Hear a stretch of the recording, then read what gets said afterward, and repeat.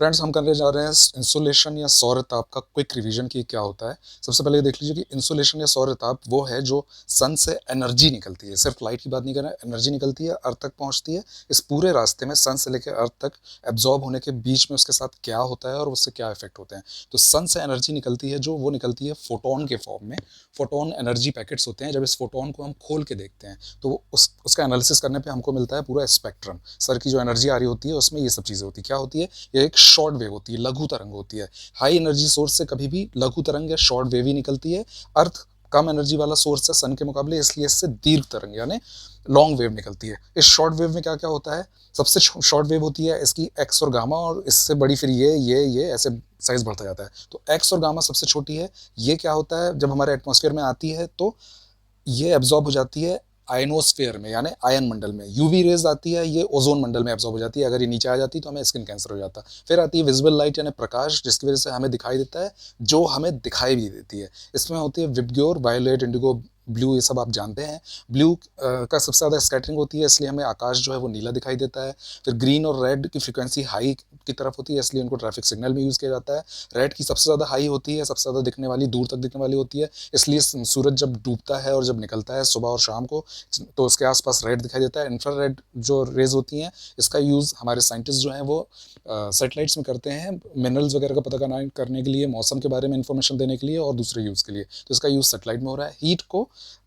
Heat जब नीचे आती है तो ये अर्थ में भी एब्जॉर्ब होती है, अर्थ सरफेस में, पृथ्वी की सरफेस पे एब्जॉर्ब होती है, और इसको पेड़ यूज़ करते हैं प्रकाश संश्लेषण, फोटोसिंथेसिस के लिए। अब जब ये नीचे आई हमारे एटमॉस्फेयर में तो सबसे पहले इसको ऊपर बादल जो मिलेंगे, क्लाउड मिलेगा।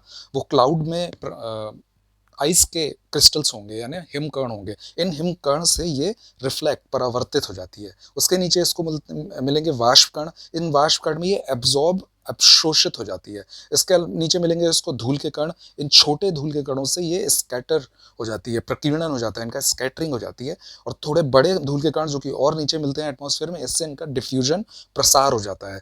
और नीचे आने पे अब डिपेंड करता है कि अर्थ सरफेस पे किस जगह पे ये गिर रहे हैं। जैसे अगर वाटर बॉडी में गिरेंगे, कोई पानी की जो बॉडी होगी उस पर गिरेंगे, जैसे ओशन, समंदर हो गया, ऐसी जगह पे, तो इसका ज़्यादा से ज़्यादा पार्ट हीट एब्जॉर्ब हो जाएगी, 97%। पर अगर ये कहीं आइस पर गिरेंगे तो 80% रिफ्लेक्ट बैक हो जाता है। ये जो हीट की, सन की एनर्जी है जो कि सरफेस से टकरा के वापस हो जा रही है बिना यूज हुए, इसको बोलते हैं एल्बीडो।